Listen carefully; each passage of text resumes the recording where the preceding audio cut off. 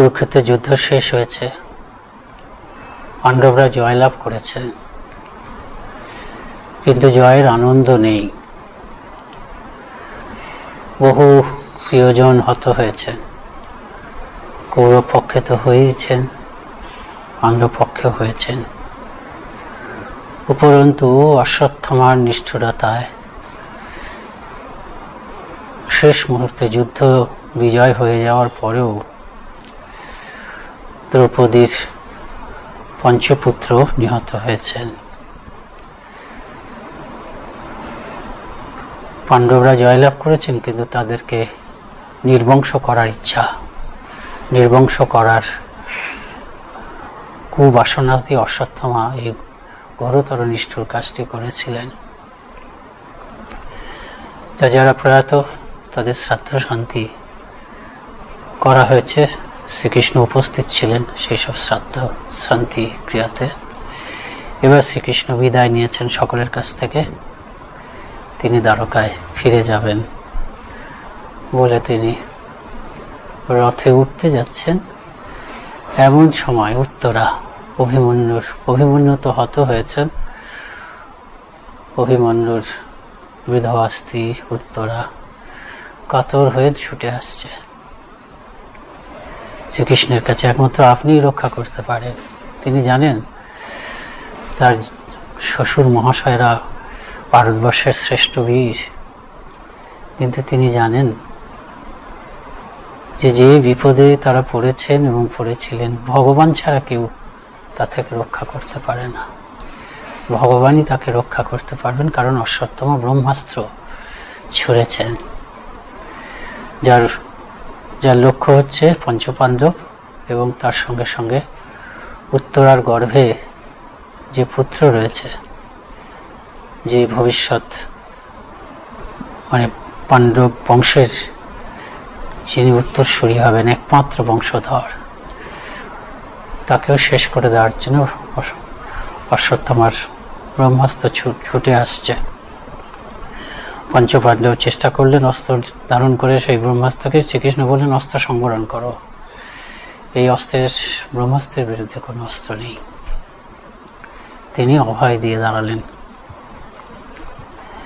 তিনি ওই সুদর্শন চক্রের দ্বারা তিনি ওই ব্রহ্মাস্ত্রকে নিরাকরণ করলেন, প্রতিহত করলেন। তো তারপরে কুন্তী শ্রীকৃষ্ণ স্তুতি করতে শুরু করলেন। তার একটাই, ওম কৃষ্ণায় বাসুদেবায়। ওই শ্রীকৃষ্ণের স্তুতি করতে গিয়ে কুন্তী যা বললেন, কুন্তী তো সম্পর্ক তার পিসিমা, কিন্তু তার সত্ত্বেও তিনি যে ভগবান সেটা জানেন। যা যা বলেছিলেন তার একটি শ্লোক হচ্ছে এই, ওম কৃষ্ণায় বাসুদেবায় দেবকী নন্দনায় চ নন্দ গোপকুমারায় গোবিন্দায় নমো নমঃ। কৃষ্ণ যিনি সকলকে আকর্ষণ করেন। বসুদেবের ভক্তিতে তিনি জন্মগ্রহণ করেছিলেন। পরে বলবেন, যখন শ্রীকৃষ্ণ আবির্ভূত হবেন, শ্রীকৃষ্ণ আবির্ভূতার একটু আগে ভগবান স্বয়ং বিষ্ণু আবির্ভূত হয়। বিষ্ণুরই তো অবতার শ্রীকৃষ্ণ। তিনি বলবেন যে তোমরা কত তপস্যা করেছিলে, পূর্ব জন্মে তোমরা তপস্যা করেছিলে। দেবকী এবং বসুদেবকে বলবে যে কঠোর তপস্যা করেছিলেন, তোমাদের তপস্যায় তুষ্ট হয়ে আমি তোমাদের কাছে আবির্ভূত হয়েছিলাম। তোমরা বর চেয়ে তোমাদেরকে বর দেব বলেছিলাম, বর দেব বলে প্রতিজ্ঞাবদ্ধ হয়েছে। তোমরা বর এমন চাইলে, তোমরা বর চাইলে যে তোমার মতন আমাদের পুত্র দাও। এখন সারা জগতে আমার মতন পুত্র কখনো হতে পারে না, কিন্তু আমি তো সত্যবদ্ধ হয়েছি, তোমাদের বর দেব বলেছি, কাজে সত্য তো রক্ষা করতে হবেই। সেই জন্য আমি জন্মগ্রহণ করেছি। দুবার এর আগে তোমরা আমাকে পুত্র রূপে পেয়েছ, তোমাদের মনে নেই? এই তৃতীয়বার আমি তোমাদের পুত্র রূপে আসছি, আর আসবো না। কাজেই বসুদেবের ভালোবাসায় তিনি এসেছেন, বসুদেবের ঘরে এসেছেন, বসুদেবের ঔরসে জাত হয়েছেন। বাসুদেবায় দেবকী নন্দনায়। দেবকী নন্দন তো বটেই, বসুদেব এবং দেবকীর ভক্তিতে তিনি এসেছেন। নন্দ গোপ কুমারায়, আবার নন্দগোপ বটে, নন্দের সন্তান। জগৎ জানত তিনি নন্দের সন্তান, নন্দগোপের সন্তান। গোবিন্দায় নমো নমো। গোবিন্দ বনেটা কি? গোপালন লীলায় সকলের চিত্ত যিনি আকর্ষণ করেছেন, তিনিও তো গোপ, তিনিও গোপবংশে জন্মগ্রহণ করেছেন। শ্রীকৃষ্ণও গোপ ছিলেন, ওই যে বৃন্দাবনে গোপ লীলা করেছেন, গোপদের গোপ বালকদের সখ্য বন্ধনে বেঁধেছেন, আর গোপী নারীদের তিনি অহৈতুকী ভালোবাসায় বেঁধেছেন। এক অপূর্ব লীলা গোবিন্দ। তা স্বামীজি শ্রীকৃষ্ণ সম্বন্ধে বলছেন যে শ্রীকৃষ্ণ একাধারে অপূর্ব সন্ন্যাসী এবং অদ্ভুত গৃহী। তিনি ত্যাগী, কিন্তু তার মধ্যে বিস্ময়কর রজশক্তি ছিল। সত্যি সত্যি তাই। কত যুদ্ধ করেছেন, কত রাজত্ব তৈরি করেছেন, কত রাজাকে সিংহাসনে স্থাপন করেছেন। স্বামীজি বলছেন এসব কথা। তিনি গীতার সাকার, তিনি ত্যাগী, কিন্তু তার মধ্যে বিস্ময়কর রজশক্তি ছিল।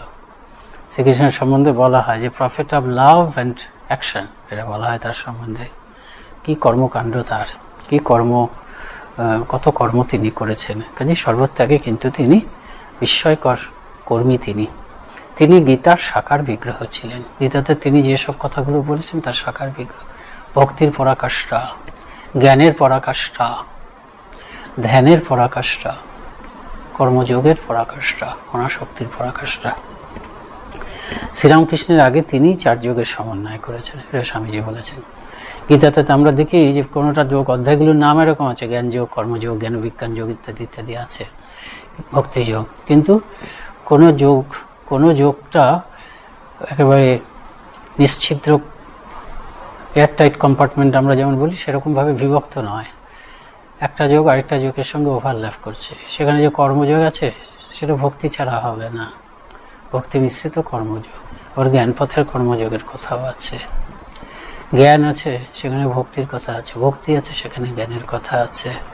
কাজেই তিনি এই 4 যোগকে আলাদা আলাদা একটা মানে গণ্ডিতে যে বিভক্ত নয়, এটা তিনি প্রথম দেখেছেন। এটা স্বাভাবিকভাবে একটা যোগ আরেকটা যোগের সঙ্গে মিশে যায়, ঠিক যেভাবে আমাদের মানসিক প্রকৃতিগুলো মিশে যায় পরপর। সারাদিন ধরে আমি কখনো চিন্তা করি, কখনো যাদেরকে ভালোবাসি তাদের জন্য ভালোবাসার প্রেরণায় কাজ করি, আর কর্ম তো করি, আবার কখনো কখনো একেবারে মন দিয়ে কোনো কিছু ভাবি। কাজেই একাগ্রতাকে আমি ব্যবহার করি আমার জীবনযাত্রায়, আমার ভালোবাসার শক্তিকে, ভালোবাসার ভাবটাকে ব্যবহার করি আমার জীবনযাত্রায়, আমার বিচার শক্তি, ভালো মন্দর বিচার শক্তিকে আমি ব্যবহার করি আমার প্রাত্যহিক জীবন চর্চায়। আর আমাকে তো কাজ তো করতেই হয়, সারা দিনটাই আমি কাজ করি, কর্মস্পৃহা আছে, কর্মে প্রবৃত্তি আছে, কর্ম আমরা করি। কাজে এই যে কর্ম, জ্ঞান, ভক্তি, একাগ্রতা, এই যে আমার ব্যক্তিত্বের মধ্যে 4টি ভাব, এটা যেমন আমার ব্যক্তিত্বের মধ্যে মিলেমিশে থাকে, এবং এই 4টিকে মিলিয়ে মিশেই আমি কিন্তু সার্থকভাবে জীবনযাপন করি, তেমনি 4টি মিলেমিশে যায়। এগুলোরই ধর্মজগতে যদি এগুলোকে বিস্তৃত করি, এগুলো এক একটা যোগ হয়ে যাচ্ছে। কর্মযোগ, জ্ঞানযোগ, রাজযোগ, আর হচ্ছে ভক্তিযোগ। তা এই স্বাভাবিক যেটা মিলেমিশে থাকে এবং এদেরকে যে মেলানো যায়, 4 যোগের সমন্বয় শ্রীরামকৃষ্ণের আগে তিনিই করেছেন। স্বামীজি বলছেন একেবারে নিঃশেষে সমন্বয়, সার্বিক সমন্বয় ধর্মজগতে এনেছেন। যেখানে যেখানে সমন্বয় আকাঙ্ক্ষিত এবং বাস্তব স্বাভাবিক নিয়মই সমন্বয় হয়ে চলে, সেটা করেছেন, সার্বিক সমন্বয় ঘটিয়েছেন শ্রীরামকৃষ্ণই। কিন্তু এই সমন্বয়ের সূচনা আমরা দেখেছি শ্রীকৃষ্ণের মধ্যে। তবে স্বামীজি বলছেন কি, তিনি ধর্মের ইতিহাসে একটি নতুন অধ্যায়ের সূচনা করেছেন 2টি নতুন ভাবের দৃষ্টান্ত দেখিয়ে। নতুন অধ্যায় কি? 2টি নতুন ভাবের দৃষ্টান্ত দেখিয়ে। সেটি কি হলো? সেই 2টি ভাব হলো নিষ্কাম কর্ম এবং অহৈতুকী ভক্তির আদর্শ দেখিয়ে। নিষ্কাম কর্ম, অহৈতুকী ভক্তি মানে অহৈতুকী ভালোবাসা। এই যে গোপবালকদের সঙ্গে তার ভালোবাসা, আর গোপবালকদের তার প্রতি যে ভালোবাসা, সেটা অহৈতুকী ভালোবাসা, অহৈতুকী ভক্তি। শ্রী মা বলছেন বৃন্দাবনের যারা রাখাল বালক ছিল, তারা কি শ্রীকৃষ্ণকে পূজা টুজা করে পেয়েছে? আরে নেড়ে খারে এইভাবে। আর যাদের তার প্রতি বাৎসল্য ভাব ছিল তারাও তো তাই। যশোদা, যশোদা যেমন যেমন তার প্রতি জননীর ভাব, বৃন্দাবনের সমস্ত যশোদার সমবয়স্ক সবারই জননীর ভাব। তার দিনকে জন্ম হয়েছে, তারপরের দিন গোটা গোটা ওই গোকুলের সমস্ত নারী তাদের ভিড় নন্দ দুলালকে দেখতে যাবে বলে, এবং তাদের প্রত্যেকের চোখে মুখে বাৎসল্য ফুটে উঠেছে। যারা টিকাকার তারা বর্ণনা করছেন যে ভগবানকে চিন্তা করলে তো মানুষের এরকম হয়, যেসব গোপনারীরা, বালক তো সুন্দর, তাকে দেখে আর আসপিচ্ছে না, কেউ দেখে চলে আসতে আর ইচ্ছা করছে না। যেসব গোপনারীরা তাকে দেখতে গেছেন তাদের মধ্যে অদ্ভুত সৌন্দর্য ফুটে উঠছে। মানে প্রত্যেকের মনের মধ্যে হচ্ছে নন্দ দুলাল, নন্দের ঘরে আজকে যেতে হবে, নন্দের একটা অপূর্ব শিশু হয়েছে। জানুক বা না জানুক, সে তো ভগবান, না বুঝেও ভগবানের চিন্তা করছেন। তো ভগবান হচ্ছেন সমস্ত সৌন্দর্যের উৎস, সৌন্দর্যের খনি, সেখান থেকেই জগতের সমস্ত সৌন্দর্যের মধ্যে তারই সৌন্দর্যের কণা। সেই ভগবানকে দেখতে যাচ্ছেন বলে গোপী নারীরাও আর অদ্ভুত দিব্য সৌন্দর্যে বিভূষিত হয়ে যাচ্ছেন আপনা আপনি। এরা সব আছে। তাই হোক, এই হচ্ছে শ্রীকৃষ্ণ। তাহলে তিনি ধর্মের ইতিহাসে একটা নতুন অধ্যায়ের সূচনা করলেন, সেটা করেছেন স্বামীজি বলছেন, সেটি হচ্ছে নিষ্কাম কর্মের ভাব আর অহৈতুকী ভক্তির আদর্শ দেখানো। আর তিনি অনাসক্তির মহৎ দৃষ্টান্ত। শ্রীকৃষ্ণ জীবনের মূল যদি বলা যায়, মূল সুর হচ্ছে কি এই অনাসক্তি এবং ভালোবাসা, করুণা, কৃপা, ভালোবাসা, ভক্তবৎসল, অনাসক্তি, সব কিছু। স্বামীজি বলছেন তিনি কত মানুষকে রাজা করলেন, কত রাজত্বকে তিনি গড়লেন, কিন্তু নিজে কখনো কোনো ইয়ে করলেন না, রাজত্ব করে নিজে বসলেন না কোথা। এই যে পাণ্ডবদেরকে তিনি জেতালেন, তিনি করেননি। কত রাজাকে করেছেন, কত শত্রু দস্যু ওই রাক্ষস তাদেরকে বধ করেছেন, বধ করে যার ন্যায্য সিংহাসন পাওয়া উচিত তাকে বসিয়েছেন। অনাসক্তির আদর্শ, সেই গোপলীলা, সেখানেও তো অনাসক্তি, পবিত্রতার সাকার বিগ্রহ। তিনি যে এত কাজ করেছেন সেখানেও স্বামীজি বলছেন তিনি কিং মেকার, কত রাজাকে তৈরি করেছেন। আর কি তার সম্বন্ধে যেটা বলা হয় আমরা বললাম, prophet of love and action, ভালোবাসার অবতার এবং কর্মযোগ, কর্মপ্রবাহের অবতার। কিভাবে এত কাজ করা যায়, এত নিরন্তর কর্ম করেও কিভাবে অনাসক্ত থাকা যায়। তো সেই শ্রীকৃষ্ণের কথা আমরা পড়ব, আজকে অনুধ্যান করব জন্মাষ্টমীর উপলক্ষে। আমরা সাধারণত তিন শ্রীকৃষ্ণকে দেখি। এক হচ্ছে যশোদা দুলাল গোপাল কৃষ্ণ, যে গোপাল কৃষ্ণের সূচনা গোকুলে এবং কিছুদিন বৃন্দাবনেও। আরেকটা হচ্ছে কুরুক্ষেত্রের গীতা প্রবক্তা কৃষ্ণ, এই তিন কৃষ্ণকে আমরা পাই। আর বৃন্দাবনের গোপীজন বল্লভ কৃষ্ণ। এই বৃন্দাবন লীলা কিন্তু কুরুক্ষেত্রের লীলার আগে হয়েছে। শ্রীকৃষ্ণের জীবনটা এখন অনেকে একদম পিন পয়েন্ট করে শ্রীকৃষ্ণ কবে এসেছিলেন, কবে জন্ম হয়েছিল এগুলো দেখাচ্ছেন, কিন্তু এরকম কেউ দেখানোর চেষ্টা করেছে একদম শ্রীকৃষ্ণের আবির্ভাবের কাল, একদম মহাপ্রয়াণ কবে, কোন সময়ে, মাঝরাতে মহাপ্রয়াণ, এরকম তারিখও দিয়ে দিয়েছেন। তা যাই হোক, আমি সেগুলোর মধ্যে যাচ্ছি না, কারণ আরও ভালো করে যাচাই না করে সেগুলো যারা বলেছেন, খুব দায়িত্বশীল লোকই যদিও বলেছেন, কিন্তু আমার যেটা মনে হয় আরও ভালো করে এগুলো না দেখে একেবারে পিন পয়েন্ট করা উচিত না। কিন্তু তার উপরে ভিত্তি করে আমি একটু বলছি যে কৃষ্ণের জীবন কালটা মোটামুটি এরকম, যে যীশুখ্রিস্টের জন্মের প্রায়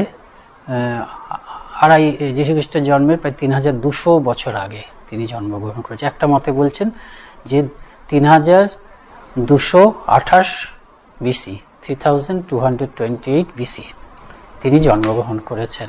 তিথিটা তো আমরা জানি, শ্রাবণ কৃষ্ণ অষ্টমী তিথিতে মধ্যরাতে রোহিণী নক্ষত্রে তার জন্ম, মথুরাতে জন্ম। আচ্ছা, আর জন্মরাতেই তো মথুরা থেকে গোকুলে তিনি চলে গেছিলেন। তা বাল্যলীলা 1 থেকে 5-6 বছর পর্যন্ত সেটা কেটেছে হচ্ছে গোকুলে। তারপর গোকুল থেকে তিনি বৃন্দাবনে চলে এলেন। ওই 5-6 বছর নাগাদ বৃন্দাবনে সবাই চলে এলেন, কেন গোকুলে খুব রাক্ষসদের উপদ্রব হচ্ছে, ওই পুতনার লীলা সব অনেকে আসছে, সেগুলো আমরা পরে বলছি একটু একটু করে। গোকুল থেকে বৃন্দাবনে এলেন। বৃন্দাবন লীলাটা কিন্তু 6 বছর থেকে 10 বছর, মানে 11 বছর, 10-12 বছর পর্যন্ত। কাজে যে বৃন্দাবনে রাসলীলা হয়েছে, রাসলীলা নিয়ে অনেকে অনেক রকম মানে তাদের কাছে অনেকের অরুচিকর থাকে, কিন্তু শ্রীকৃষ্ণের বয়সটা মনে রাখতে হবে, একদম কিশোর কৈশোরে পড়েছেন। গোপীরা কিন্তু তার থেকে বয়সে বড়। এই যে প্রেমের লীলা, ভালোবাসার লীলা, এই ভালোবাসার লীলা কিন্তু সাধারণ নরনারীর, অল্পবয়স্ক তরুণ তরুণীর লীলার কথা, অল্পবয়স্ক তরুণ তরুণীর ভালোবাসার দৃষ্টান্ত দিয়ে আমরা বুঝতে পারবো না। এখানে দেহবুদ্ধির বিন্দুমাত্র নেই। দেহবুদ্ধির বিন্দুমাত্র থাকলেও কিন্তু এই লীলাটাকে বোঝা যায় না। যার জন্য স্বামীজি বলছেন, স্বামীজি তো ওই 3 কৃষ্ণের কথা বলছেন, যশোদা, দুলাল, কৃষ্ণ, যেখানে বাৎসল্য রস, কোনো ঐশ্বর্য নেই। শ্রীকৃষ্ণ আমার সন্তান, এই ঐশ্বর্যবিহীন ভালোবাসা ভগবান ভালোবাসে, এবং ঐশ্বর্যহীন ভালোবাসার দ্বারা ভগবানকে খুব তাড়াতাড়ি পাওয়া যায়, সেটার কথা বলছেন। আর ওই মধুর ভাবের গোপীদের সঙ্গে লীলা, রাধারানীর সঙ্গে তার যে ভালোবাসার সম্পর্ক, সেটার কথা বলছেন, আবার গীতার কথা বলছেন। স্বামীজি কিন্তু বলছেন, ওইটাকে বলছেন এইসব বলে, গীতার কথাটা বলে, এবার আমি শ্রীকৃষ্ণ জীবনের সর্বোচ্চ পর্যায়ের কথা বলবো, অর্থাৎ ওই যে অহেতুকী ভালোবাসা, গোপীদের সঙ্গে তার যে নিষ্কাম কাম গন্ধহীন ভালোবাসা, এই ভালোবাসার সঙ্গে জগতের কোনো ভালোবাসার তুলনা চলে না।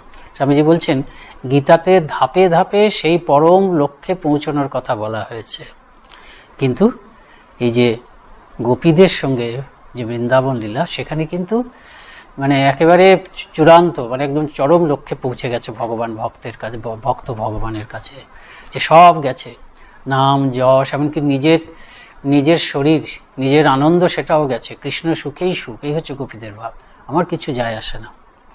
রাসলীলাটা আমরা আজকে হয়তো বলবো না, সময় হবে না। রাসলীলাতে আছে, আমরা সেই কাহিনীগুলো জানি, যে রাত্রিবেলা শ্রীকৃষ্ণ বাঁশি বাজালেন, গোপীরা সব যে যার কাজে ব্যস্ত আছেন, প্রত্যেকেরই স্বামী আছে, শ্বশুর ঘর আছে, সব আছে, নানা রকম কাজে ব্যস্ত আছে, সাথে রাত্রিবেলায়, মাঝরাতে। এগুলো সব বিপরীত পরিবেশ কেন করা হয়েছে? সামাজিকভাবে যে পরিবেশগুলো গ্রহণযোগ্য নয়, সেই পরিবেশের পটভূমিকাটা কেন করা হয়েছে? ভালোবাসা, বিশুদ্ধ ভালোবাসার তীব্রতাটা বোঝানোর জন্য। সমস্ত বাধা আমার কাছে তুচ্ছ, আমি শুধু কৃষ্ণ ছাড়া আর কিচ্ছু জানি না।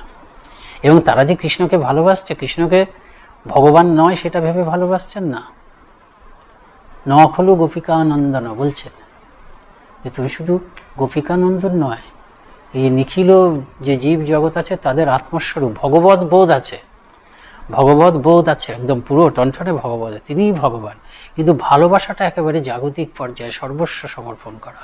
সেজন্য নারদীয় ভক্তিসূত্রতে আছে এই কথা বলা, যে ওই যে তৎসুখ সুখিত্তম, তিনি, তার যা ভালো লাগে সেটাই আমার ভালো লাগে, একদম সর্বস্ব পাগল করা ভালোবাসা। এই যে ভালোবাসা, এই ভালোবাসাটার উদাহরণ কি? যথা ব্রজ গোপিকানাম, প্রেমাস্পদকে ভালোবাসা, ভগবানকে প্রেমাস্পদ, তার ইয়েটা কি? যে যথা ব্রজ গোপিকানাম, ব্রজ গোপীদের উদাহরণটাই হচ্ছে একমাত্র উদাহরণ।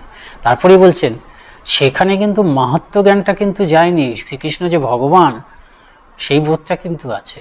শ্রীকৃষ্ণ ভগবান নয় যদি তারা জানতেন, ভগবান অথচ ভগবান নয় তারা জানেন না, তাতে ওই রকম আকর্ষণ হচ্ছে। তখন বলছে তদ্বিহীনম জারানাম ইব, তাহলে হচ্ছে অশুদ্ধ ভালোবাসা হয়ে যেত, ব্যভিচারী ভালোবাসা হয়ে যেত। তা যাই হোক, শ্রীকৃষ্ণের ওই স্বামীজি সেজন্য বলছেন সর্বোচ্চ অবস্থায়, কিন্তু সকলের জন্য নয়, শ্রেষ্ঠ ভালোবাসা যেটা গোপীদের সঙ্গে যে ভালোবাসার লীলা ভগবানের, সেটা শ্রেষ্ঠ ভালোবাসা। ভক্ত তার ভক্তির চরম পর্যায়ে পৌঁছয় যখন, তখন সেই ভালোবাসা হয় শ্রেষ্ঠ ভালোবাসা, কিন্তু সকলের জন্য নয়। সাধারণ মানুষ বুঝতে পারবে না যতক্ষণ পর্যন্ত আমাদের মনে জাগতিক নারী পুরুষের ভালোবাসার সংস্কার থাকবে। সেই সংস্কার জগতের মানুষের নানাভাবে থাকতে পারে। জগতের মানুষের যারা এই নারী পুরুষের ভালোবাসার মধ্যে আছে, সংসারের অধিকাংশ লোকই আছে, তাদের মধ্যে সেই ভালোবাসার কথাই মনে হতে পারে, ওই ভালোবাসার কথা। আর যারা সংসার ছেড়েছে, কিন্তু ওই ভালোবাসাটা থিওরিটিক্যালি ওটার একটা পরিচয় জেনে তাকে জীবনে অবলম্বন না করে ত্যাগের পথে চলবে এরকম ভেবেছে, তাদেরও প্রথম ওইটা নিয়ে অবলম্বন করে চলাটা ঠিক নয়। প্রথমে চিত্তকে নানাভাবে নিষ্কাম কর্মের দ্বারা শুদ্ধ করে, অনেক শুদ্ধ হলে তবে সেই ভালোবাসাটাকে জীবনে যাপন করা যায়। জন্য স্বামীজি এরকম করে এত রাধারানীর প্রশংসা করছে, রাধা কৃষ্ণের প্রেমের প্রশংসা করছে, নিজে স্বয়ং রাধারানীর দর্শন পেয়েছেন এবং তিনি বলছেন রাধারানী ভালোবাসার সমুদ্র, একটা যেন তরঙ্গ যেন এরকম ওই উচ্চ ভালোবাসা।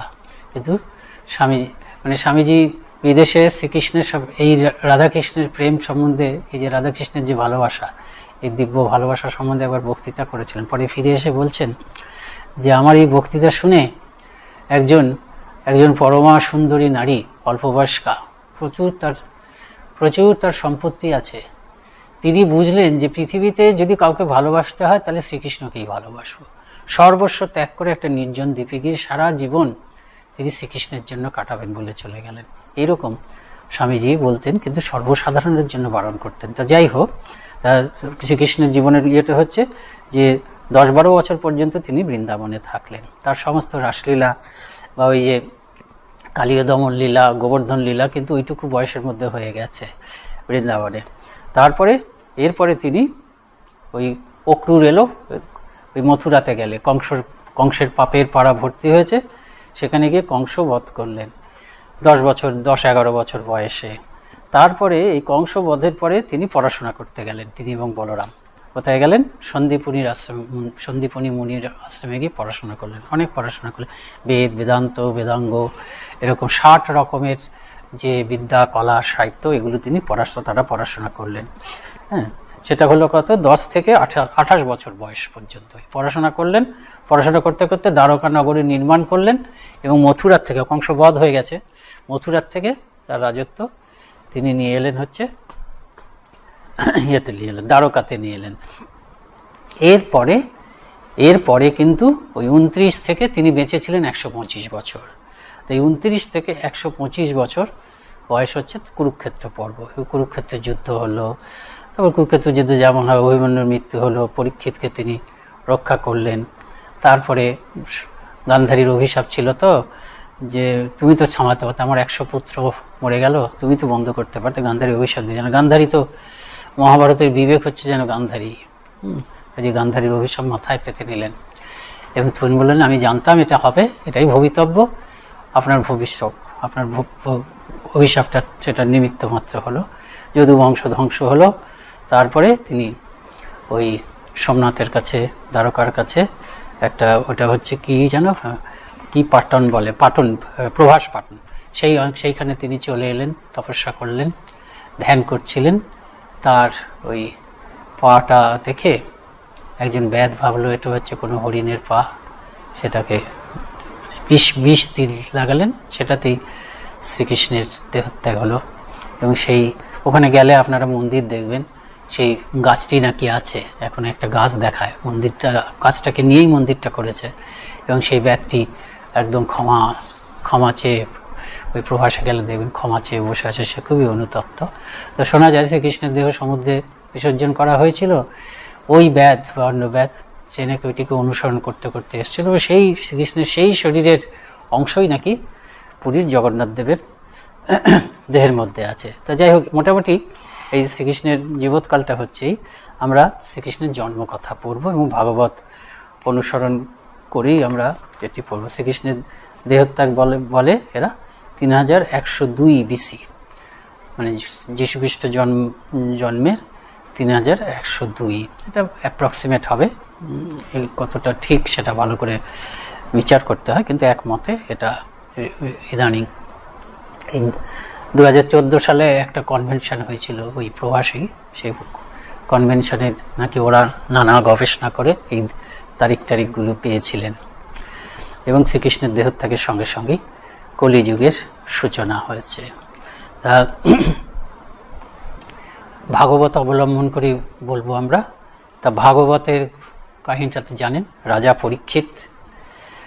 পরীক্ষিত নামটা কেন পরীক্ষিত হয়েছে, ওই যে শ্রীকৃষ্ণ তাকে রক্ষা করলেন, গর্ভের মধ্যে ঢুকে শ্রীকৃষ্ণ তাকে দর্শন দিয়েছিলেন যখন সে মায়ের গর্ভে আছে, সেই জন্য পরীক্ষিত যখন জন্মগ্রহণ করলো, ভূমিষ্ঠ হলো, তারপরে কোনো মানুষকে যখনই দেখছেন সে মনে মনে পরীক্ষা করে দেখত যে এই কি সেই আমি যাকে দর্শন করেছি মাতৃগর্ভে, সেই পরীক্ষা করে দেখত বলে তার নাম হয়েছে পরীক্ষিত। শ্রীকৃষ্ণ জানতেন, সেই জন্য পরীক্ষিতকে রক্ষা করলেন, যে পরম ধার্মিক হবে, একে আশ্রয় করেই ভাগবত ধর্ম পৃথিবীতে ছড়িয়ে পড়বে, সেই জন্য পরীক্ষিতকে তিনি রক্ষা করেছেন। সব কিছুরই একটা উদ্দেশ্য আছে এবং পরীক্ষিত তাই হলেন। অত্যন্ত সব গুণে, যেমন শৌর্যে তেমন চারিত্রিক গুণে তেমন ভক্তিতে সব গুণে ভূষিত হয়ে পরীক্ষিত বড় হলেন এবং পাণ্ডবরা পরীক্ষিত উপর রাজ্যভার দিয়ে পাণ্ডবরা মহাপ্রস্থানে গেলেন। এবং পরীক্ষিত সম্বন্ধে বলা হচ্ছে যে ধৈর্যে তিনি বলির মতন এবং কৃষ্ণ ভক্তিতে প্রহ্লাদের মতন, ধৃত্যা বলি সমহ প্রহ্লাদ বিহ সদ্গ্রহ। হ্যাঁ, এরকম প্রহ্লাদের মতন ভক্তি, কৃষ্ণ ভক্তি, আর ধৈর্য হচ্ছে বলির মতো। এইরকম যে ধৈর্যশীল প্রহ্লাদ, পরীক্ষিত, তিনি একটা ভুল করলেন। এই ভুলেরও প্রয়োজন ছিল, এই ভুল থেকেই ভাগবত। তিনি কি করলেন, মৃগয়াতে গেছেন অত্যন্ত ক্লান্ত, অত্যন্ত পিপাসার্ত। তিনি শমিক মুনির ইয়েতে গেলেন, আশ্রমে গেছেন একটু জলের জন্য। এখন শমিক মুনি তখন সমাধিস্থ ছিলেন, বারবার ধরে জিজ্ঞেস করছেন একটু জল দিন, একটু জল দেবেন, একটু জল দেবেন, কোনো উত্তর দিচ্ছেন না। তিনি যেহেতু অত্যন্ত পিপাসার্ত ছিলেন সেজন্য মাথাটা কাজ করলো না, অত ধৈর্য, কিন্তু ধৈর্য নিয়ে হলে তিনি কি করলেন, রাগ হয়ে গেল, তিনি শমিক মুনির গলায় একটি মৃত সাপকে জড়িয়ে দিয়ে এলেন। এখন তার ছেলে, এরা সব প্রত্যেকেই কিন্তু মুনি, প্রত্যেকেই মানে শক্তি সম্পন্ন। স্বামীজি বলছেন, স্বামীজির ভবিষ্যৎ চিন্তা হচ্ছে ভারতবর্ষ বা সারা পৃথিবী সম্বন্ধে স্বামীজির ভবিষ্যৎ চিন্তাটা এই। এবং স্বামীজি বলছেন যতদিন পর্যন্ত এরকম না হবে ততদিন পর্যন্ত ওনার কাজ বন্ধ হবে না। তা সে একটু ইয়েতে বলছেন তুমি যদি ধর্মপথে চলে থাকো তোমাকে প্রফেট হতেই হবে, নাহলে বলবে না যে তুমি ধর্মপথে চলছো। আমাদের প্রাচীন ভারতে এরকম প্রফেট মানে সিদ্ধ পুরুষ বলছেন, এরকম সিদ্ধ পুরুষ সবসময় চলতো। তেমনি ভবিষ্যৎ যে পৃথিবী, ভারত তো বটেই, সারা পৃথিবীতে প্রতিটা রাস্তায় সিদ্ধ পুরুষ থাকবে। নাহলে বলো না যে তুমি যদি ধর্মকে জীবনের একটা অবলম্বন বলে মেনে নিয়েছো, তাহলে তোমার লক্ষ্য থাকবে হচ্ছে তুমি সিদ্ধ হবে। সিদ্ধ না হলে বলো না, প্রতিটি ধার্মিক লোক সিদ্ধ হবে।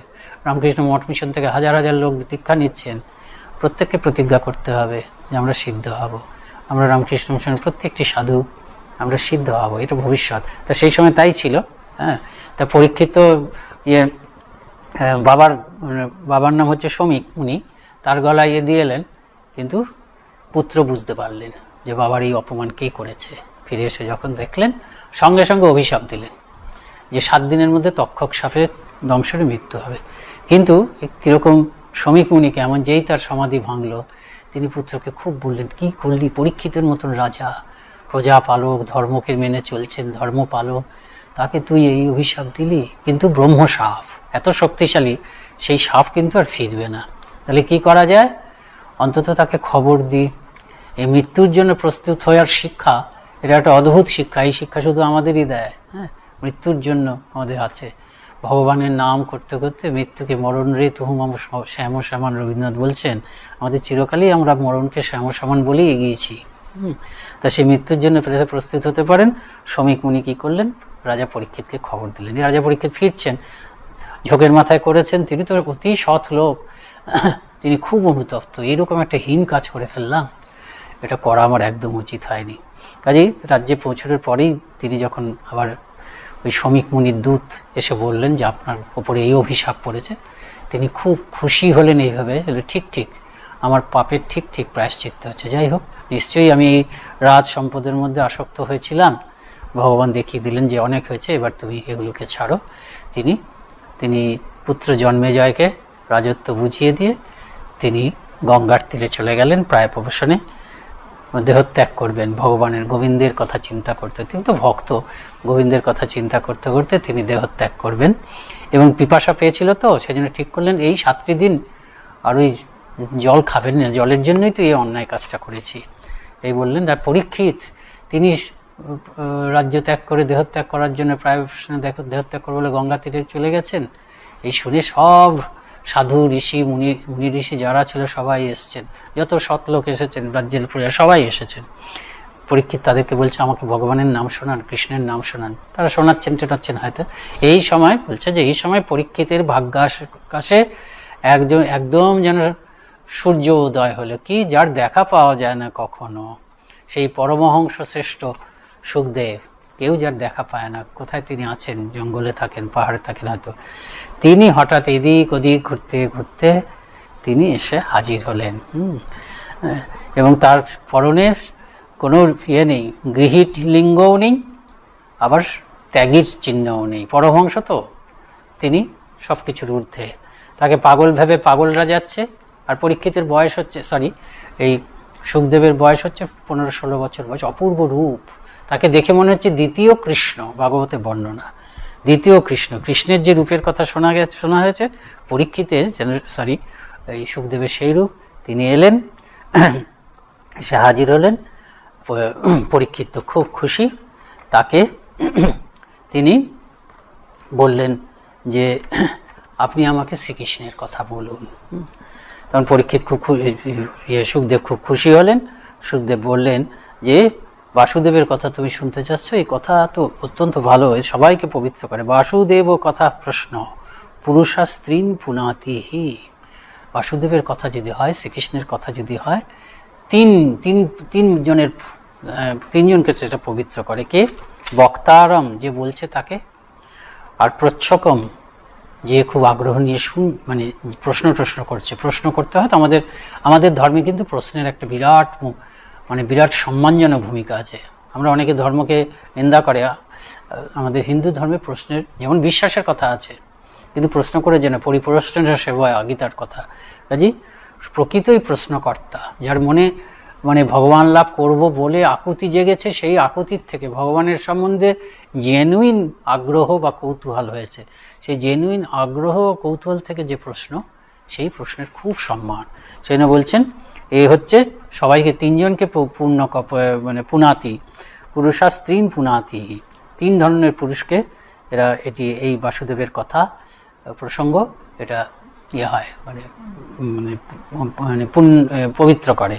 আর বক্তারম প্রচ্ছকম, যিনি বলছেন, যিনি প্রশ্ন করেছেন বলে বক্তা বলছেন, আর শ্রোত্রী যারা শুনছেন।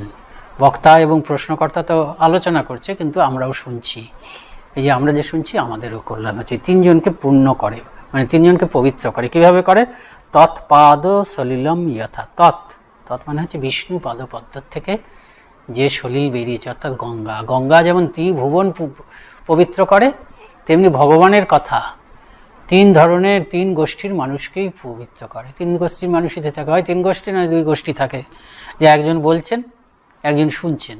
আমার মাঝখানেও থাকে অনেক সময় যে একজন প্রশ্ন করছেন, প্রশ্ন করার জন্য যিনি বলছেন তিনি আবার এইসবগুলো বলছেন, বা তিনি প্রশ্ন করেছেন বলেই বক্তা বলতে শুরু করেছেন। কাজেই সবসময় দেখা যাচ্ছে ভগবানের প্রসঙ্গ যখন হচ্ছে, তখন এই দুই ধরনের বা তিন ধরনের মানুষ থাকেন, এবং ভগবানের প্রসঙ্গ, শ্রীকৃষ্ণের প্রসঙ্গ, বাসুদেবের প্রসঙ্গ, এই তিন ধরনের মানুষকেই সব সময় পবিত্র করে তোলে। যা শুনছি তাই। ঠাকুর বলছেন ভগবানের নাম হচ্ছে নির্মলী, ভগবানের নাম হচ্ছে ফটকিরির মতন, মনের মধ্যে ময়লা আছে থিতিয়ে দেবে, ফেলে দেবে নিচে একদম। আরও আছে, ভাগবতে প্রথমেই আছে যে সেটা বলছে যে সুখদেব, ওই প্রসঙ্গে হচ্ছে সুখদেব হচ্ছে ব্রহ্মজ্ঞান পরমহংস।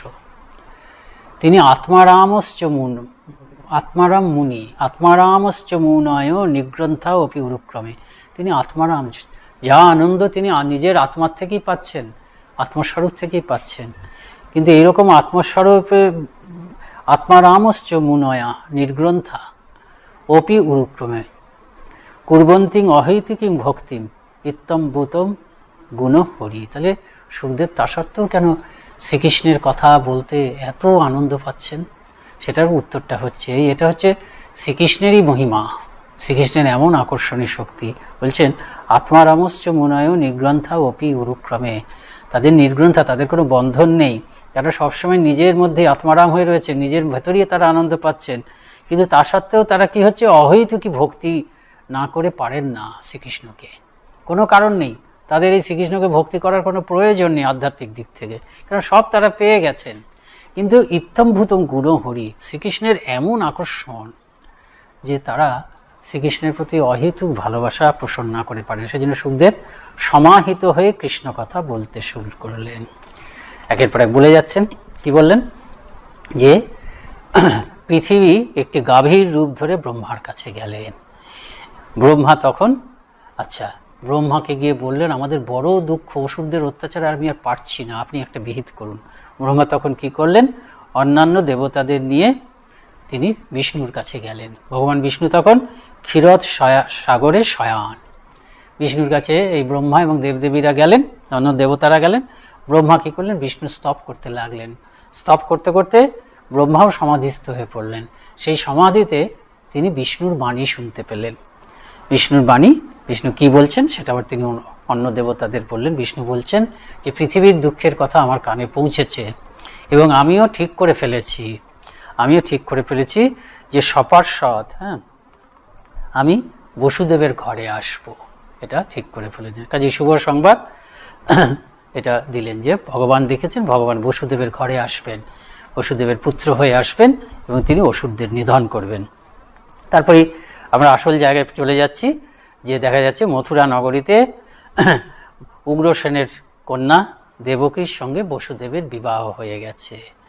এই বিবাহে উগ্রসেনের পুত্র কংস, যিনি মথুরার প্রায় যুবরাজ বলা যায়, উগ্রসেনিত রাজা, সে একদম প্রাণ দিয়ে খেটেছে, খুব খেটেছে। বোনের বিয়ে তো খুব আনন্দ তার, শুধু এতই তার আনন্দ, বিয়ে টিয়ে তো হয়ে গেছে, এবার বসুদেব এবং দেবকীকে নিয়ে যাচ্ছে। বসুদেবের বাড়ি মানে দেবকীর শ্বশুর বাড়িতে পৌঁছে দেবে।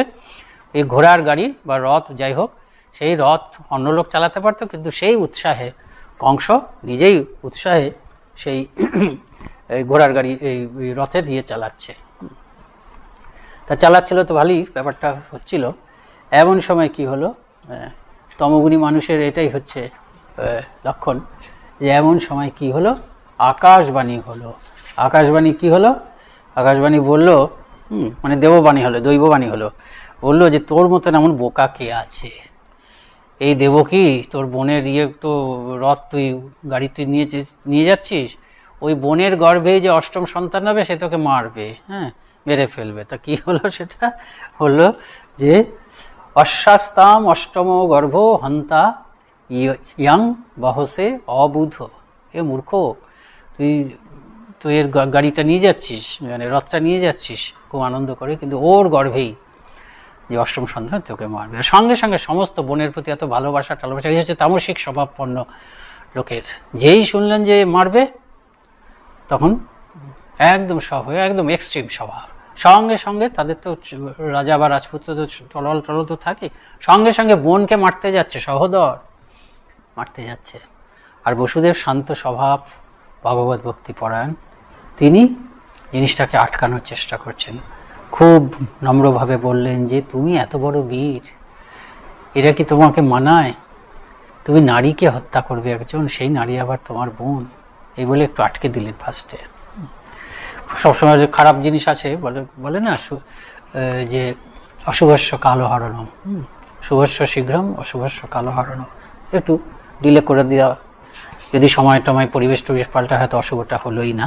কাজে অশুভ কিছু থাকলে সেটাকে ডিলে করে দিতে হয়, বিলম্বিত করে দিতে হয়, আর শুভটা হলো তাড়াতাড়ি করে নেওয়া। কিন্তু সিচুয়েশন পাল্টে গেলে শুভটা হয়তো হতেও নাও পারে, আর সিচুয়েশনটাকে একটু পাল্টে দেওয়ার জন্য একটু সময় দিলে অনেক সময় তো অশুভটা নাও হতে পারে। সেই জন্য অশুভস্য কালো হারানো, তা তিনি যুক্তি দিতে থাকলেন। কি বললেন, প্রথম বললেন তোমার এইসব এটা শোভা পায় না। তারপরে যেটা বললেন যে দেখো এর থেকে তো তোমার কোনো ভয়ের কারণ নেই, দেবকীর সব সন্তান থেকে তো তোমার ভয়ের কারণ, যদি আকাশবাণীটাকে শুনেই, দেববাণীটাকে শুনেই তো তুমি করছো দৈববাণীটাকে, কিন্তু দৈববাণী যে সব পুত্রের হাত থেকে তো তোমার নেই, অষ্টম পুত্র, তাহলে তুমি কেন মারবে এখনই, অন্য পুত্রগুলোকে আসতে দাও। সেই জন্য বললেন ন হি অশ্বাস্তে ভয়ম সৌম্য যদ বাঘা শরীরিণী পুত্রান সমর্পয়িষ্যে অশ্বা যতস্থে ভয়ম উত্থিতম। বলছে যে দেবকীর থেকে তো তোমার কোনো ভয়ের কারণ নেই, কাজেই দেবকীকে এক্ষুনি মারার কোনো দরকার নেই। আমি তোমাকে যেটা বলছি, যে দেবকীর যে পুত্রের থেকে তোমার আশঙ্কা রয়েছে, আমি প্রতিজ্ঞা করছি যে সেই পুত্রটি অষ্টম সন্তানটি জন্মানো মাত্রই তোমার হাতে অর্পণ করব। এখন বসুদেব খুব সত্যবাদী ছিলেন, কাজেই তার কথাকে বিশ্বাস করলেন। কংস বিশ্বাস করলেন, বলে ঠিক আছে ছেড়ে দিচ্ছি। এখন এই টিকাকাররা বলছেন যে বসুদেব সত্যবাদী ছিলেন, তিনি সত্যকে কখনো ভঙ্গন করতেন না, কিন্তু তিনি তো বাস্তবে তা করেননি। তিনি তো ওই অষ্টম সন্তানকেই দেননি, অষ্টম সন্তানকে তো তিনি দেননি, হাতে তুলে দেননি। অন্যগুলোকে ওর ছাড়ি তুলে দেওয়ার কথা বলেছেন, কিন্তু অষ্টম সন্তানকে তো দেননি। তাহলে কি বসুদেব মিথ্যা কথা বলেছেন? এর পেছনে দুটো কারণ আছে। দুটো কারণ হচ্ছে, একটা হচ্ছে ভগবানের কথায় বসুদেব ওটা করেছিলেন, আরেকটা হচ্ছে বসুদেব যে বলেছিলেন সেখানে ব্যাকরণের সংস্কৃত কথা, তো সংস্কৃতেই তো কথোপকথন হচ্ছে, উচ্চারণের একটু ইয়ে করে দিয়েছিলেন সত্য রক্ষার জন্য। হ্যাঁ, বলছেন যে পুত্রান সমর্পৈষ্যে অশ্বাৎ যতস্তে ভয়মুত্থিতম। এখানে উনি আসলে বলেছেন যতস্তে অভয়মুত্থিতম। তারপরে কি হচ্ছে, অকারটা লুপ্ত হয়ে গেছে। অকারটা লুপ্ত হয়ে গেলে উচ্চারণ একই হবে। উনি বলতে চেয়েছিলেন সেই পুত্রগুলিকে দেব তোমার হাতে যেগুলোর থেকে তোমার অভয় আছে, যেগুলোর থেকে তোমার কোনো ভয় নেই। যতস্তে অভয়মুত্থিতম, কিন্তু উচ্চারণে বোঝা যাচ্ছে যতস্তে ভয়মুত্থিতম। অভয় উত্থিতম, যে পুত্রগুলো তোমাকে মারবে না কিছু জন্য সেগুলোকে তোমার হাতে দিয়ে দেবো, আর যেটির থেকে তোমার ভয় আছে সেটির সম্বন্ধে আমি কিছু বললাম না। এটা হচ্ছে কথা। তা যাই হোক, কংসও বেশ খুশি হয়ে দেবকী আর বসুদেবকে যেতে দিল। না না, ঠিক আছে, ঠিকই তো বলেছ, তবে অষ্টম পুত্রটাকে তুমি দেবে, তোমার কথা আমি বিশ্বাস করি। তাই হলো। তা ইয়ে তো কথা দিয়েছে যথেষ্ট ভয় উত্থিত, এই সম্ভবত এটাই কথা দিয়েছিলেন। তা না হলে কেন হবে? প্রথম পুত্রটি যেই হলো, মানে যতস্তে অভয়ম উত্থিতম, এই কথাটাই শিওরলি বসুদেব বলেছিলেন, যেগুলোর থেকে ভয় নেই তোমার হাতে দেবে। তা না হলে প্রথম পুত্রটি যেই হলো, সঙ্গে সঙ্গে বসুদেব এসে কংসর হাতে দিলেন। তা কংস তো মনটা অন্যরকম হয়ে গেছে, না না না, রোধ আদর টাদরও করলেন হয়তো, এর থেকে তো আমার কোনো ভয় নেই, তাহলে তুমি কেন একে দিচ্ছে, তুমি নিয়ে যাও, একে আমি মারবো না, বলে দিয়ে দিলেন। তা বসুদেব বাড়িয়ে চলে এলেন। এখন নারদ সবসময় ব্যাপারগুলোকে গোলমাল করে, কিন্তু গোলমাল করলেও তার মধ্যে দিয়ে ভগবানের গুরু ইচ্ছাই পালিত হয়। নারদ দেখলেন যে বসুদেবের পাপের ভাড়াটা একটা লেভেল পর্যন্ত না গেলে তো ভগবান আসবে না। এখন ভুল বলছি, কংসের পাপের ভাড়াটা যদি একটা লেভেল পর্যন্ত না পৌঁছয়, তাহলে তো ভগবান আসবেন না, ভগবান আসতে দেরি হয়ে যাবে। তা কংস তো ভালো ব্যবহার করছে, কাজে কংস তখন নারদ গিয়ে কুমন্ত্রণা দিলে কংসকে, বলে তুমি এত বুদ্ধিমান, এই ভুল করছো কেন? তুমি জানো এই বিষ্ণু তো জন্ম জন্মান্তরে তোমার শত্রু, তুমি কি জানো? তুমি তো আগে কালনেমি ছিলে, তখনও তো বিষ্ণু তোমাকে ছলনা করে তোমাকে মেরেছিল, আর তুমি ওই প্রথম ছেলেটাকে ছেড়ে দিলে। দেবতাদের দেববাণীকে ওরকম সরলভাবে বিশ্বাস করলে পস্তাতে হয়। দেবতারা বলেছে যে অষ্টম সন্তান থেকে মারা যাবে, কোথা থেকে 8 গুণবে সেটা কি বলেছে? ওরা যদি 8 নম্বর থেকে 1 গুণে, তাহলে তো এই যে ছেলেটাকে তুমি ছেড়ে দিয়েছো সেটাই তো অষ্টম হবে। তেমনি যদি আবার আরেকটার থেকে 1 গুণে, তবে তো আরেকটা হবে অষ্টম। কাজে এরকম করে ঘুরে ফিরে প্রত্যেকটাই তো 8 হতে পারে। ওরা কোথার থেকে গুনবে সেইটা তো জানা যাচ্ছে না, ওরাই একমাত্র জানে, দেবতারাই একমাত্র জানে। কাজে রিস্ক নিও না। হ্যাঁ, তুমি ওই মানে সবগুলোকেই প্রতি একই রকম দৃষ্টিভঙ্গি নাও, এটা বলে দিল নারদকে এই মন্ত্রণা দিয়ে দিল। তখন সঙ্গে সঙ্গে কংসের মাথায় খেলে গেলে, তো সঙ্গে সঙ্গে তিনি কি করলেন, এত ভালো ব্যবহার করেছিলেন, কিন্তু ওই দেবকী বসুদেব, এমনকি নিজের বাবা উগ্রসেন, তাকেও বিশ্বাস করলেন না।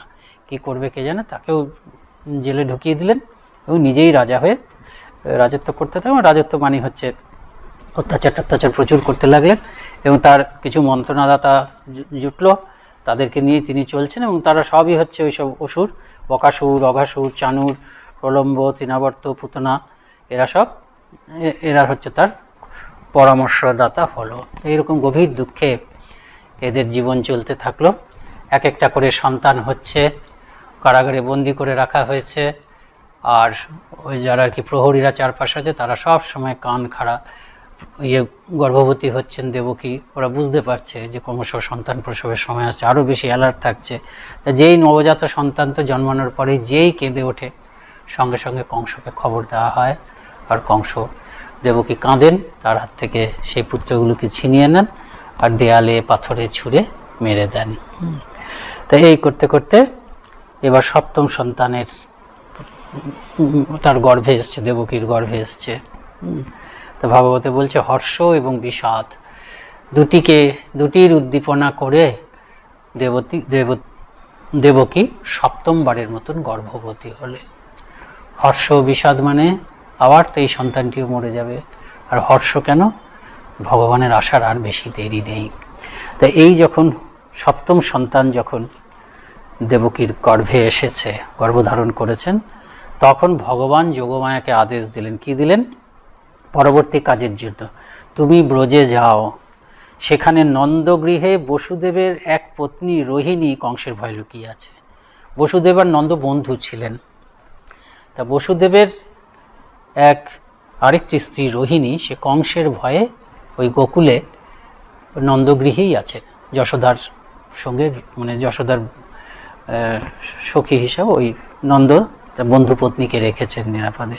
তা যোগমায়াকে ভগবান বললেন, এবার তো আমি আসবো, এই সপ্তম সন্তানটি হবে, তুমি ওখানে যাও, সেখানে ওই যে বসুদেবের আরেকটি পত্নী রোহিণী কংসের ভয়ে লুকিয়ে আছে, মানে তার ঘরে তোমাকে করতে, মানে তার ইয়েতে আমি এবার জন্মগ্রহণ করবো আর কি। তুমি দেবকীর গর্ভস্থ শিশুটিকে আকর্ষণ করে রোহিণীর গর্ভে স্থাপন করো। তারপরে কি দেবকীর কোনো কি বলে, মানে সন্তান নষ্ট হয়ে যাওয়া বলে সেরকম হবে আর কি। তাই ওই দেবকীর গর্ভস্থ শিশুটিকে আকর্ষণ করে রোহিণীর গর্ভে স্থাপন করো, সে আমারই অংশ। বিষ্ণু বলছেন আমারই অংশ। তার নাম কি হবে? এবার তার নাম হবে শঙ্কর্ষণ। ওই আকর্ষণ করে সংকর্ষণ করে ওখানে রাখবে, সেজন্য শঙ্কর্ষণ। আর সে অত্যন্ত বলবান হবে বলে তার নাম হবে বল। সকলকে আনন্দ দেবে বলে তার নাম হবে রাম। আর সকলের মঙ্গল করবে বলে তার নাম হবে হচ্ছে ভদ্র, যার জন্য তাকে বলা হয় বলরামও বলা হয়, বলভদ্রও বলা হয়। তারপরে মানে এবার কি হলো? এবার তাই হলো, দেবকীর গর্ভটা নষ্ট হয়ে গেছে বললো, কিন্তু আসলে রোহিণীর গর্ভে বিষ্ণুর অংশ জন্মগ্রহণ করে বলরাম জন্মগ্রহণ করলেন। 1 বছর বড় বা 1 বছর 1.5 বছর বড় হবে শ্রীকৃষ্ণের চেয়ে। এরপরে আমার জন্ম হবে বলে দিচ্ছেন, যোগমায়াকে বলে দিচ্ছেন পরে কি হবে। সেই সঙ্গে সঙ্গে যশোদার গর্ভে তোমারও জন্ম হবে। এই জন্মাষ্টমীর দিন একই সঙ্গে শক্তিরও জন্ম, দুর্গারও জন্ম। হ্যাঁ, এই দিন মহাপবিত্র দিন জন্মাষ্টমী। তুমি পৃথিবীতে দুর্গা, ভদ্রকালী, বিজয়া, বৈষ্ণবী, কুমুদা, চণ্ডিকা, নারায়ণী, অম্বিকা, শারদা, মায়া, ঈশানী প্রভৃতি নানা নামে অভিহিত হবে এবং নানা জায়গায় অধিষ্ঠিত হয়ে পূজা পাবে।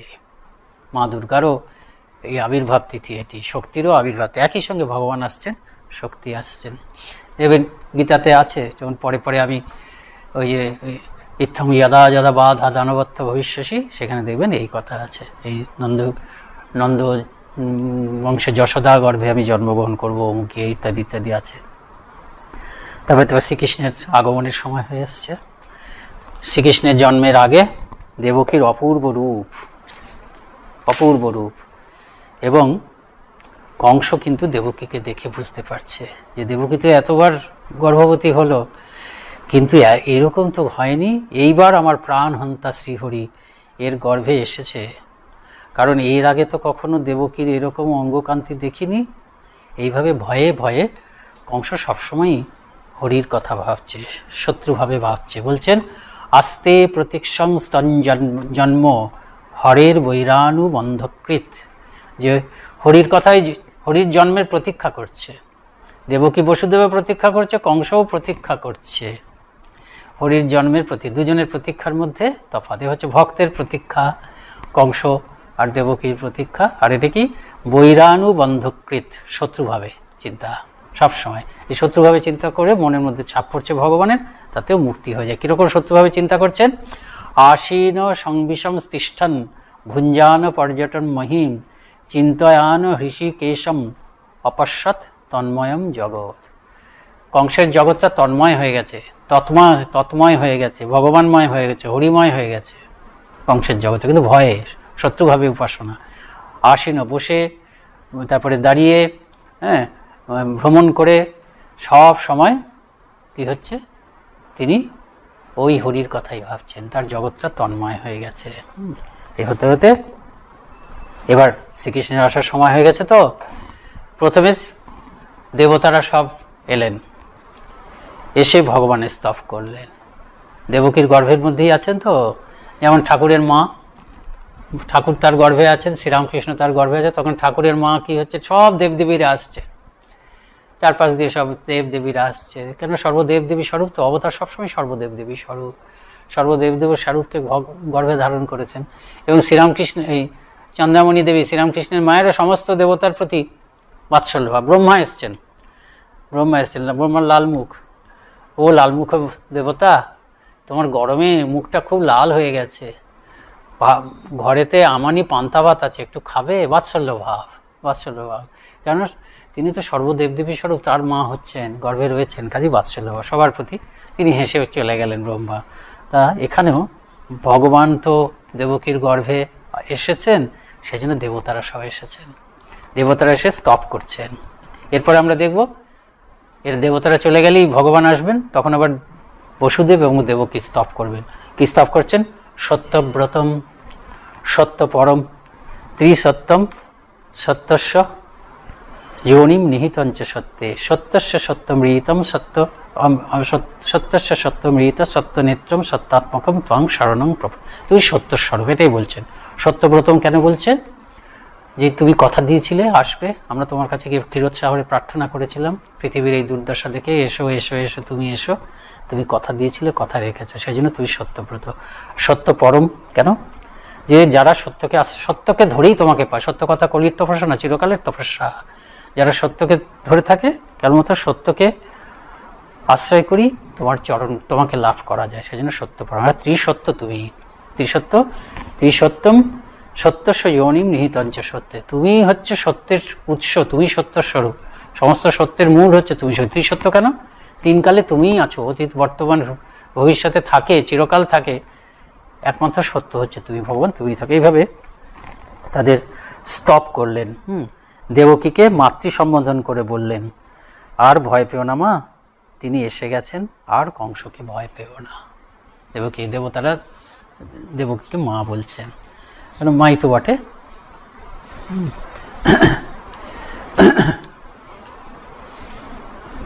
এইভাবে তারা স্তব করলেন। এরপরে কি হলো? ভগবান আবির্ভূত হলেন। এখন ভগবান যখন আবির্ভূত হলেন, তখন কি হলো? প্রকৃতি অদ্ভুত ভাব ধারণ করলো। কি হলো? দেবতারা চলে গেলেন, কংসের কারাগার থেকে চলে গেলেন তারা, সকলের অলক্ষিতে ভগবানের স্তব করে। আর শ্রী ভগবানের জন্মলগ্ন উপস্থিত হলো, জন্মাষ্টমী মাঝরাত। সেই সময় সমস্ত বিশ্ব প্রকৃতি শান্ত ভাব ধারণ করল। জলাশয়ে পদ্মফুল ফুটে উঠল। আর কি হলো? নিশীথ রাত, ঘন অন্ধকার, কিন্তু গাছে ফুল ফুটে উঠল, পাখিরা গাছ ডাকতে শুরু করলো, সরোবরে পদ্ম ফুটে উঠল, ব্রাহ্মণদের হোমাগ্নিগুলি আপনা আপনি জ্বলে উঠল। এবং সেই সময় হঠাৎ কি হলো? দেখা গেল কংস কারাগারে বসুদেব দেবকীর সম্মুখে ভগবান কৃষ্ণরূপে আবির্ভূত হলেন। শ্রীকৃষ্ণের প্রথম আবির্ভাব। শঙ্খচক্র গদা পদ্মধারী চতুর্ভুজ শিশু কিন্তু সামনে দাঁড়িয়ে আছে, শিশু কিন্তু পদ্ম পলাশলোচন, চতুর্ভুজ, শঙ্খচক্র গদা পদ্মধারী, তাই দাঁড়িয়ে আছেন। অভিভূত হয়ে বসুদেব প্রথমে স্তব করলেন, তুমি এসেছো আমাদের সমস্ত দুঃখের অবসান, এসব বলছেন। আর সঙ্গে সঙ্গে আশঙ্কা, তুমি এসেছো, আমার তো 7টি পুত্রকে ওরা মেরে দিয়েছে, 6টি পুত্রকে মেরে দিয়েছে, একটু পরেই কংসের ওরা লোকগুলো তোমাকে দেখে ফেলবে, তোমাকে কি করে রক্ষা করব। একই সঙ্গে বাৎসল্য, তিনি এসেছেন বলে আর ভয় নেই, এরকম ভাব। ওর সঙ্গে সঙ্গে বাৎসল্য, পুত্র তো সেই ভগবান, যিনি জগতের সকলকে রক্ষা করছেন, যিনি আসার জন্য, যিনি অভয়, যিনি আসাতে সব ভয় চলে গেছে, যাওয়ার কথা, যিনি এসেছেনই কংসকে বধ করেছে, তার জন্য ভয় হচ্ছে কংসের হাত থেকে গিয়ে কী করে বাঁচাবো। এইভাবে তারা স্তব করছেন। তা বসুদেব এরকম অনেক স্তব করলেন, এগুলো আছে ভাগবতে। যে বসুদেব যখন ভগবানের এরকম স্তব করছেন, তখন দেবকী তো চুপ করে আছেন, তিনি কি করছেন? পুত্রের সর্বশরীর যাচ্ছেন। শ্রীকৃষ্ণ রূপেই বোধহয় সামনে দাঁড়িয়ে আছেন, কিন্তু শঙ্খচক্র গদা পদ্মধারী। তিনি দেখছেন তার নবজাত পুত্র পীতবস্ত্র পরিধান করে আছেন, কেউর কুণ্ডল প্রভৃতি মণিময় রত্নালঙ্কারে সর্বাঙ্গ ঝলমল করছে, বক্ষস্থল কৌস্তবমণি এবং বনমালায় শোভিত, 4 হাতে রয়েছে শঙ্খচক্র গদা পদ্ম, পুত্রের অঙ্গজ্যোতিতে কারাগার উদ্ভাসিত। তখন দেবকী ভাবছেন, সত্যি তো তিনি এসেছেন, যিনি আসবেন বলে ভবিষ্যৎবাণী হয়েছিল, এবং সেই যিনি আসবেন বলে আমাদের উপরে এত অত্যাচার হয়েছে, এরকম করছেন। কথা দেবকীও স্তব করতে শুরু হলেন, কত কষ্ট পেয়েছি, কখনো আপনি বলছেন, কখনো তুমি বলছেন, এরকম বলছেন। এই করতে করতে আর ভয় পেও না, এরাও সব শ্রীকৃষ্ণ তাকে সান্ত্বনা দিচ্ছেন, আর ভয় পেও না। শ্রীকৃষ্ণ তখন ওই কথাটা বললেন যে আমি এর আগেও 2বার এসেছিলাম, তোমরা কত তপস্যা করেছিলে, তোমাদের তপস্যায় তুষ্ট হয়ে আমি তোমাদের বর দিতে এসেছিলাম, তোমরা বর চেয়েছিলে আমার মতন তোমাদের পুত্র যেন হয়, কিন্তু আমার মতন তো কেউ হতে পারে না, সেই জন্য আমি 2বার তোমার পুত্ররূপে এসেছি, তোমাদের পুত্ররূপে এসেছি, তোমাদের মনে নেই, আমি আবার এবারও এসেছি তোমাদের পুত্ররূপে, এই শেষ এলাম। তারপর বলে দিলেন কি করতে হবে, এভাবে কি করতে হবে এসব বলে দিলেন। বলে দিয়ে দুবাহুওয়ালা শিশু হয়ে গেলেন। দেবকীর কোলের মধ্যে দেখা গেল দুবাহু ওই গোপাল, মানে 2টি হাত পা, 4 হাত পা রইল না, একদম মানুষ রূপ হয়ে গেল। তখন উনি বলে দিয়েছিলেন কি করতে হবে। তখন বসুদেব সেই পুত্রকে কোলে নিয়ে দরজার দিকে এগুলো, সঙ্গে সঙ্গে কারাগারের দরজা, তার হাত পায়ের শৃঙ্খল খুলে গেল। যত দরজা টরজা আছে ভালোভাবে তো আটকে রেখেছে, সব দরজাই বন্ধ ছিল। ভগবানের নির্দেশে, যোগমায়ার প্রভাবে সমস্ত দরজাই খোলা। গেলেন, বৃষ্টি হচ্ছে, তিনি যমুনা পার হলেন। ওদিকে যোগমায়ের প্রভাবে, স্বয়ং যোগমায়া তো যশোদার গর্ভে জন্মগ্রহণ করেছেন, কন্যা রূপে জন্মগ্রহণ করেছেন, কিন্তু যোগমায়ের প্রভাবে সবাই ঘুমিয়ে আছে, যশোদাও ঘুমিয়ে আছেন বা আচ্ছন্ন হয়ে আছেন। কাজেই এটার প্রয়োজন কেন? যশোদা জানতে পারবেন না, যাতে বুঝতে না পারেন তার কোলে যে একটি শিশু হয়েছে বুঝতে পেরেছেন, সে ছেলে না মেয়ে এইটুকুও বুঝতে পারেননি, এমনভাবে আচ্ছন্ন করে দিয়েছেন সবাইকে যোগমায়া তিনি। তা আমরা জানি, সেটা দেখেছি, যমুনার বৃষ্টি পড়ছে উত্তাল, কিভাবে বসুদেব পার হলেন, কিভাবে একটি বাসুকী তিনি বৃষ্টির হাত থেকে শিশুটিকে রক্ষা করলেন, এগুলো আমরা অনেক ছবি দেখেছি, ওপরে ঝুড়ির মধ্যে ছোট কৃষ্ণকে রেখে। তারপর তিনি গেলেন, সেখানে সবাই ঘুমোচ্ছে, ব্রজে, সেখানে যশোদার পাশে সেই নিজের পুত্রটিকে রাখলেন, পুত্রকে রেখে কন্যাটিকে তুলে আবার এলেন, যমুনা পার হয়ে আবার এদিকে এলেন। এসে যেই আসছেন, এবার যখন কারাগারে ঢুকছেন, আমরা ফিল্মে যেমন দেখি, পেছনের দিকে দরজাগুলো বন্ধ হয়ে যাচ্ছে, সব বন্ধ হয়ে যাচ্ছে। এবার কারাকক্ষে ঢুকলেন, মানে যে কক্ষে ছিলেন, সঙ্গে সঙ্গে এই কারাকক্ষ বন্ধ হয়ে গেল, আবার হাতে পায়ে শৃঙ্খল এসে গেল যেমন ছিল। আর ওই ছোট্ট মেয়ে যোগমায়া, যিনি মা জন্মগ্রহণ করেছেন, দুর্গা বা কাত্যায়নী বা যাই বলুন, ওই নানা নাম, সেই নামে তিনি জন্মগ্রহণ করেছেন, তিনি কেঁদে উঠলেন। যেই কেঁদে উঠল, সবাই তো প্রহরীরা গিয়ে কংসকে খবর দিল, কংসের চোখে ঘুম নেই, কংস এসেছেন, ছুটে এলেন, এসেই এই তো অষ্টম। কাজে দেখে একটু অবাক যদিও হলেন, যে আরে ছেলে হওয়ার কথা, তো মেয়ে হয়েছে দেখছি, কিন্তু তাকে কোল থেকে কেড়ে নিতে গেলেন। দেবকী খুব কান্নাকাটি করলেন, যদিও এটি তার সন্তান নয়, কিন্তু তাও তো একটা শিশু, এবং সন্তানই তো, তারই সন্তান, তার বোনের সন্তান, কাজেই তারই সন্তান, মানে যশোদার সন্তান, মানে তারই সন্তান। তো তিনি করলেন, কাড়াকাড়ি করলেন, কিন্তু কংস ছিনিয়ে নিলে তেমন পরে 2টো পা দিয়ে ওই দেয়ালের মধ্যে ছুটতে গেল। যেই ছুটতে গেল, ওই ছোট্ট বাচ্চা, সে তার ছোটো পা দিয়ে কংসের মাথায় এমন, মানে কপালে এমন লাথি মারলো যে কংসের একদম মাথাটা তো ঘুরতে থাকলো, একদম বোধহয় পড়েই গেল, একদম মস্তক বিঘূর্ণিত হয়ে গেল। তারপরে দৈববাণী হলো, বলে কি আমাকে মেরে তোর কি হবে, তোকে যে বধ করবে সে গোকুলে জন্মগ্রহণ করেছে, তুই অনেক অন্যায় করেছিস, আর যাই করিস এদের প্রতি আর তুই হিংসা করিস না, এসব বললেন। বলে এই যে কিং ময়া হতয়া মন্দ জাত খলু তবান্তকৃত ইয়ৎ ক বা পূর্ব শত্রুর মা হিংসি কৃপণালিয়াথা, আমায় বধ করে তোর কী লাভ হতো, তোর শত্রু তো যে তোকে পূর্বজন্মে বধ করেছিল, আবারও সে তোকে বধ করার জন্য জন্মগ্রহণ করেছে। তো কংস খুব হতভম্ব হয়ে গেলে একটু ক্ষমা টমা চাইলেন, চাইতে গেলে বেশ মজার যুক্তি দিলেন, বলে দেখো আমার গোটাটা দোষ নয়, আমি প্রথমে ভেবেছিলাম, এতদিন জানতাম মানুষই মিথ্যা কথা বলে, দেখো দেবতারাও তো মিথ্যা কথা বললো, যে অষ্টম পুত্র আমাকে মারবে, কিন্তু তোমার তো অষ্টম পুত্রই হলো না, কন্যা হলো, আর সে তো আকাশে উড়ে চলে গেল। হ্যাঁ, তা যাই হোক ক্ষমা করো ইত্যাদি। তারপর একটু জ্ঞান ট্যানও দিল, যে আর দেখো তোমার তো আর কি এই মেয়েটি তো তোমার বেঁচেই থাকছে, আর কি, আর ওদের নিশ্চয়ই মরে যাওয়ার সময় হয়ে গেছিল ইত্যাদি। আর মানুষ তো মরে না, মানুষের প্রকৃত পরিচয় তো তার আত্মাটা তো মরে না, শরীরটাই মরে, ইত্যাদি ইত্যাদি করলেন, ছেড়ে দিলেন, আমাকে ক্ষমা করো বললেন। আর এটা তো সৎলোক, ধর্মপ্রাণ লোক, পুরনো কথা নিয়ে আর ইয়ে করলেন না, ক্ষমা করে দিলেন।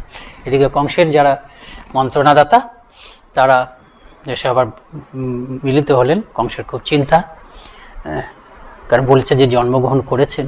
কাজে কংস তখন ইয়ে করলেন যে চারপাশে এমনকি গোকুল টকুল সব জায়গায় 10 দিনের মধ্যে যারা জন্মেছেন তাদেরকে মেরে দিতে হবে। এখন মেরে দিতার জন্য নানা ছল পুতনাকে পাঠালেন। পুতনা হচ্ছে রাক্ষসী, পুতনা খুব ধূর্ত, খুব চতুর। তা পুতনাকে পাঠালে হলো। পুতনা কি করলেন,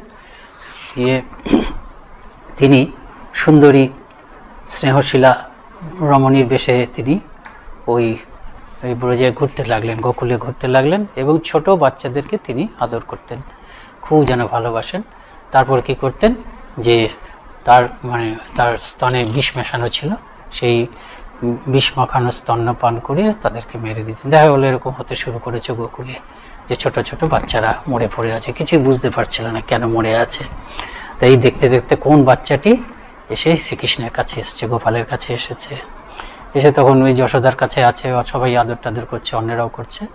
তখন তিনিও এসে কোলে করে আদর করতে শুরু করলেন, আর দেখতে তো সুন্দর, মানে স্নেহশীলা রমণীর মতন বেশি এসেছেন। তো তাই করতে করতে যখন একটু ফাঁকা পেয়েছেন পুতনা, তখনই তিনি কি করলেন, ওই শ্রীকৃষ্ণকে, ছোট্ট শ্রীকৃষ্ণের মুখের মধ্যে নিজের স্তনটা দিয়ে দিলেন, আর শ্রীকৃষ্ণ তার স্তনপান করতে শুরু করলেন। কিন্তু শ্রীকৃষ্ণ কোথায় মরবে, তিনি অত্যন্ত, মানে পুতনাই অত্যন্ত যন্ত্রণায় কাতর হয়ে উঠলেন, এত কাতর হয়ে উঠলেন, ছাড় ছাড় ছাড় ছাড় বলছে, কিন্তু গোপাল আর তাকে ছাড়ছে না। যন্ত্রণায় পুতনা ভুলে গেলেন যে তিনি ছদ্মবেশ রাক্ষস, মানে ছদ্মবেশ ধারণ করে আছে, ভুলে গেলেন বিকট আকার রাক্ষস বেশে এই আকাশপথে পালানোর জন্য যাচ্ছে। আর বাচ্চা কৃষ্ণ ঠিক তার কোলের মধ্যে রয়ে গেছে। আর সবাই ভয় পেয়ে গেছে, দেখছে যে গোপালকে নিয়ে একটা বিরাট রাক্ষসী কোথায় পালাচ্ছে, তারাও সব পেছন পেছন যাচ্ছে, দৌড়চ্ছে, সবাই হাহাকার করছে। তখন হঠাৎ পুতনা মাটিতে পড়ে গেল, পড়ে গেলে দেখলো মরে গেছে। আর সারা সব গেল, গিয়ে দেখলো যে তার কোলের বুকের কাছে ছোট বাচ্চাটি বেশ আনন্দে খেলাধুলা করছে। সঙ্গে সঙ্গে তারা কোলে নিয়ে নিলেন। তারা ভাবছেন যে ছোট বাচ্চা তো, ভয়ঙ্কর বিপদ, কি বিপদ হয়ে গেছে তার উপর দিয়ে, তার কোনো বোধই নেই, এটা তারা ভাবলেন। এখন এই পুতনার কি হলো, এই হচ্ছে পুতনা মোক্ষ হয়ে গেল, মুক্তি লাভ করলো। পুতনা ভগবানকে মারতে এসেছিল, ভগবানের প্রতি হিংসা নিয়ে এসেছিল, কিন্তু সেই হিংসা চরিতার্থ করার জন্য তাকে তো কপট হলেও মাতৃভাব ধারণ করতে হয়েছে। তো ভগবানের প্রতি কপট মাতৃত্ব প্রয়োগ করাতেই তার মুক্তি হয়ে গেল। মাতৃত্ব, কপট মাতৃত্ব কিন্তু ভগবানের উপরে করে, মিথ্যা মাতৃত্ব, কিন্তু সে ভগবানের প্রতি সেই মাতৃভাবটা সাময়িকভাবে, তো সে যে কাজটা করেছে সেটা মায়ের কাজ, ভগবানকে কোলে করে বুকের কাছে নিয়ে স্তন্যপান করেছেন, সেটা মাই করে থাকে। কপট হলেও সেই মাতৃত্বের জন্য পুতনার মোক্ষ হয়ে গেল। তা বৈষ্ণব তোষিনী টিকায় জীব গোস্বামী বলছেন, নন্দনন্দন নন্দালয়ে জন্মানোর পর পুতনা রাক্ষসীকে বধ করে তার পরম করুণাময় লীলার সূত্রপাত করেছেন। তিনি রাক্ষসীকে জননীগতি প্রদান করে লীলারম্ভ করলেন বলে মনে হয়। এই তার হচ্ছে লীলা, ভগবানের যে করুণার লীলা, ভগবানের যে সবাইকে ত্রাণ করার লীলা। ভগবান তো ত্রাণ করার জন্য আসেন, অহেতুকি ভালোবাসায় ভগবান সকলকে ত্রাণ করার জন্য আসেন। এই ভগবানের করুণার লীলা, শ্রীকৃষ্ণ রূপে, শ্রীকৃষ্ণ অবতারে ভগবানের করুণার লীলা, সকলকে মোক্ষ দান করার, অহেতুকি মোক্ষ দান করার যে লীলা, সেই লীলার কিন্তু শুরু হলো ওই পুতনা রাক্ষসীকে অবলম্বন করে। এই কপট মাতৃত্বতেই যদি মুক্তি হয়ে যায়, যারা প্রকৃতই মাতৃভাবে শ্রীকৃষ্ণকে দেখেন, এই যশোদা বা যশোদার সমবয়সী অন্যান্য গোপীরা, বা যুগ যুগ ধরে যেসব নারীরা বা পুরুষেরা বালগোপালের প্রতি, মানে বালগোপালকে সন্তান রূপে দেখেন, তাদের যে মুক্তি হবেই এ সম্বন্ধে কোনোই সন্দেহ নেই। হে কৃষ্ণ করুণা সিন্ধু দীনবন্ধু জগৎপতে গোপেশ গোপিকা কান্ত রাধাকান্ত নমো নমঃ।